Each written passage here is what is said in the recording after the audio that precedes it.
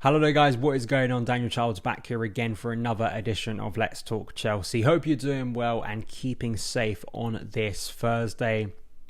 It's almost Christmas and as you can see I have got a Christmas jumper on, but it's slight blasphemy to be wearing red if you are watching on my YouTube channel. It's not any of the rivals, it's not England, it is Deadpool, which is why I can probably get away with it. I was looking at Chelsea Christmas jumpers, and that would probably be more appropriate.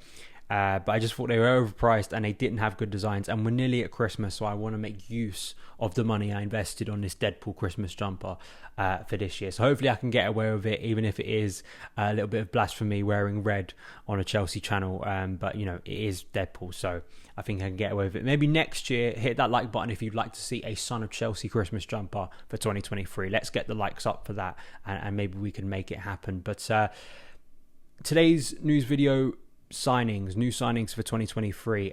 Two players who we have spoken about on the channel before, David Datro Fofana and of course Andrey Santos. Two players that I think are exciting a lot of people, particularly Andrey Santos as kind of a Brazilian wonder kid. Endrick got away from us recently from Palmeiras, but Santos looks like he's going to become a Chelsea player. And looking at both of those deals, as I say, look like they're going to be done for 2023, and to see how both of those players are going to be used as we move into January. Are either of them going to come into the first team, and their development and their future prospects at Stamford Bridge? We'll go into that too.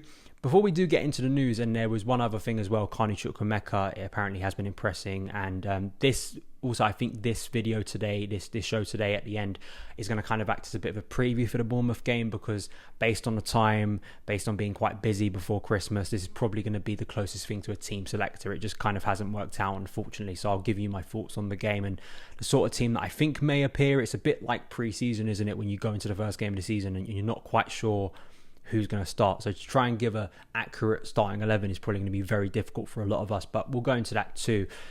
If you are listening on the podcast, thank you so much for tuning in. Son of Chelsea is a part of the 90-minute podcast network, and I do want to say that on the podcast feed right now, you can go and check it out. Link in the description box below if you're watching on YouTube, or if you're listening to this show on the podcast as well, thank you so much. You can find the episode quite easily. It's the previous one to this. 2022 in review. We look at Chelsea, the mental year that was 2022, the most insane year supporting Chelsea in my life. We started the Romelu Lukaku interview at the start of January. We actually broke just before the start of 2022, but obviously bled into the year. And then we move into the Club World Cup, the announcement from Roman Abramovich that he's going to sell, the sanctions, the takeover, an insane summer, cup finals, Thomas Tuchel being sacked, Graham Potter arriving, and then kind of looking ahead to what 2023 could be. So it's 35 minutes of me just talking about the year, reflecting on it, giving you my thoughts. So please go and check it out, and hopefully you can have some positive feedback, or just feedback if you want to see that kind of format of me just solo talking for that amount of time, if you can deal with it. And hopefully it's a nice podcast for you to listen to as we get closer to the end of the year. And as well, regarding 90 Min, I was on the Big Fans preview on the 90 Min YouTube channel this morning. Actually, it's been a busy day. I was on there earlier today just previewing the season with Scott Saunders. Harry Simi was the host, Boovy was on there, Grizz was on there, and of course we were talking about our different clubs: Liverpool, Man United, Man City, Chelsea and Arsenal, and kind of thinking ahead to what's going to happen, and sort of a state of play in a sense for the Premier League as we get close to return. So all of that good stuff,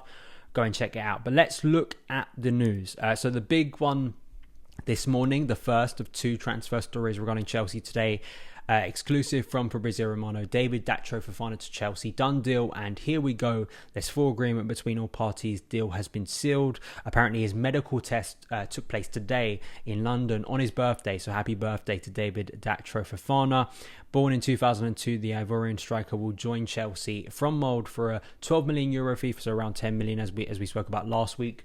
And I do want to shout out as well CFC Central, a great account for analysis regarding Chelsea, and I spoke about him last week. He's released his scout report on David Datro Fofana, a player that barely any of us knew before he started being linked to Chelsea last week. I'm sure, let's just be honest about it.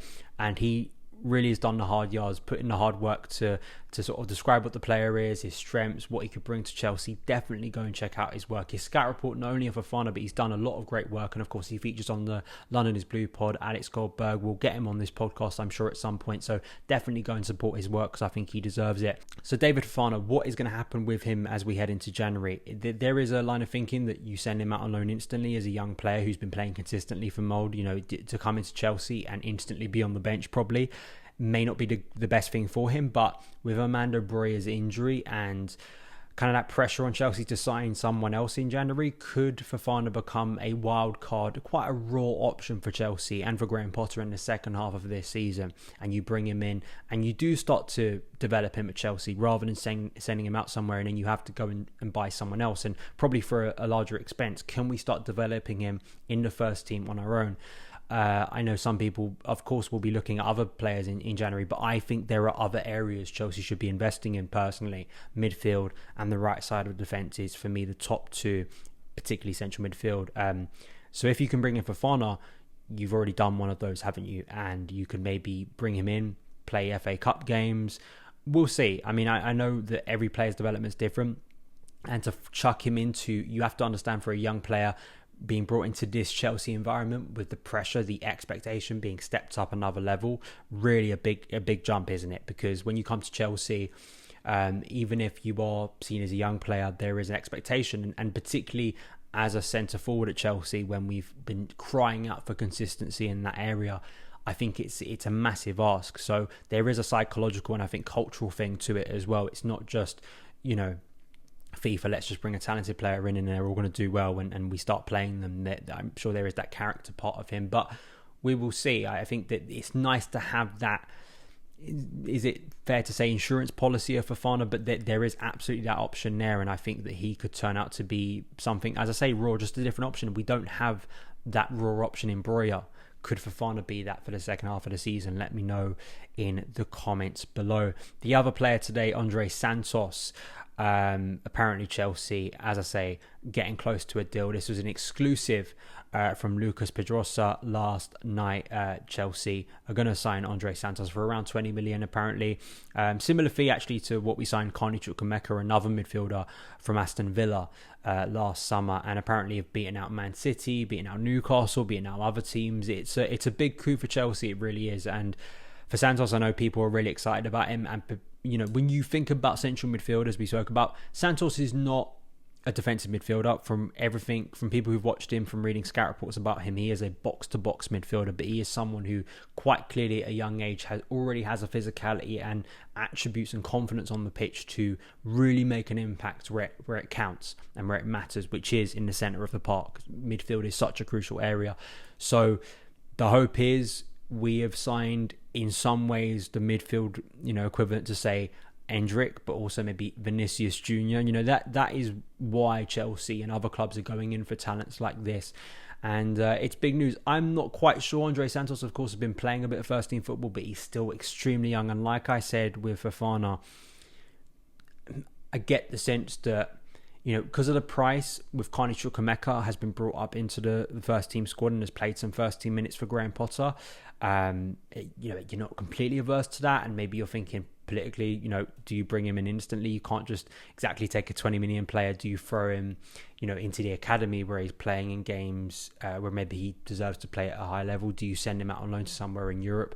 So again, curious, but people should be excited, and it's big for Chelsea, and it just consistently shows the intention of buying these young players. What is the plan with all these young players? And as I said with Christopher Nkunku, a player who is absolutely going to be a first team player for Chelsea in 2023, very different situation. But what is the plan with these players? What is the plan when we bring them in? What is their development path? Are they going to get cluttered? Are they going to get overawed by the situation? Do Chelsea know the progression in this area? Because it's all right sweeping up all these players because we have the ability to do so and the finances to do so. But what you don't want is it to become a bit of a mess where some of these players can't be developed properly. They get lost in the pack. And sure, some of that is being in the Chelsea environment and having to sort of swim and prove themselves. It's not like just a gimme you're going to get into the first team. Like the academy players have to prove themselves. These players have to prove themselves as well. But I really hope there is a strategy behind this, because as I say, it's you can absolutely see the Vision 2030. You can see the the idea behind acquiring these young players and what it could become for Chelsea self-sustainably as well in the future. But I think then you just don't want it to be another sort of a different version to what we were doing before in terms of being cluttered in the transfer market, but with younger players. We will see. Let me know your opinions on both players, and particularly Santos, in the comments below. But the final thing to speak about today is just this tweet actually from Bobby Vincent, who I've been working with at Football.London. Understand Graham Potter has been really impressed with Carney Chukwuemeka over the World Cup break. 19-year-old has featured 3 times for Chelsea so far this season, but could save the club's millions in the January transfer window. He wrote a piece on Chukwuemeka and what he could add, and obviously it's really benefited him. You know, one of these players who didn't go to the World Cup, who was going to be in front of Graham Potter for an extended period of time, and you know, it was exciting to see him play against Brentford. He firstly came off the bench against Wolves, but you know, getting the trust against Brentford and Man United to play those games, and probably would have started the Man City game if he didn't get injured. Unfortunately, that was a really bad time to get injured. I think that would have been a game he was eyeing up, but we will see whether he features against Bournemouth, because although we have a lot of these players back, it's those fitness levels, right? And what you don't want is throwing players full speed ahead into a game that, Chelsea need to win, but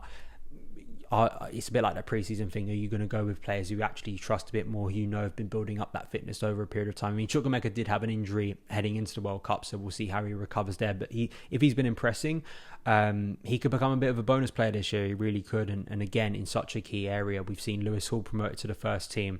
Hopefully, Amari Hutchinson sticks around. The players we've just been speaking about who could be added to the squad in January, I think is curious. Just on the Bournemouth game, I said this at the end of my year review, and you know, I do have my concerns about the mood at Stamford Bridge on Tuesday before a ball's been kicked. I'm just gauging stuff on social media, and just, you know, that is the which is a bad gauge, obviously. But you know, people who I know go to games frequently. It's not just, you know, faceless accounts. And I really do hope there is an excitement to see Chelsea back in action. The team have to prove that on the pitch. They have to put out a performance that is encouraging, that is progressive, that does go for the throats of Bournemouth and does show enough intent that Chelsea can win the game. I think we've got the quality, obviously, to win the game, because we desperately need a boost of optimism and belief. That's not all going to come after one game. I don't think Chelsea winning convincingly against Bournemouth is going to completely eradicate all the doubts. People will just turn around and go, it's Bournemouth. But for Chelsea, for Graham Potter particularly, it's about going out there and I think showing some of those things that he showed in the first 9 games as Chelsea head coach, where, you know, he's putting players in interesting positions, or there was just a sense that Chelsea were being a bit more varied in attack. We were being a bit more direct when we got on the ball. We were getting a number of players inside the box, and that was helping our chances in creating good opportunities against the opposing team. And I want to see some of that again. You can't expect things to just click into gear and be perfect from the off. It's trying to find that rhythm again, and how all of this, you know, off time, you know, with the World Cup has impacted things. But you know, if Chelsea can start winning games, get 6 points before the Man City game, I think it will be laughing, right? It would be the perfect start. And I think they're 2 games Chelsea should be going out there trying to turn the mood of Chelsea. That's what Chelsea need to do so quickly to sort of kickstart this season. In terms of a team, it'd be lovely to see Reece James start. Obviously, Fofana being injured is a massive blow, because he would have been one of those players I would have been looking at. I think Marc Cucurella will probably be starting. I'd suggest Edouard Mendy's probably going to start in goal. Pierre-Emerick Aubameyang, Jorginho, those players who either didn't go to the World Cup or I think got eliminated early will probably start this game. I think Kai Havertz may start as the number 9, or you could see a front 3 of Kai Havertz, Pierre-Emerick Aubameyang. I would love to see Lewis Hall start in some capacity, whether he's as a left wing back or in a midfield 3. Graham Potter started a 4-3-3 against Aston Villa, but that was very much an academy team.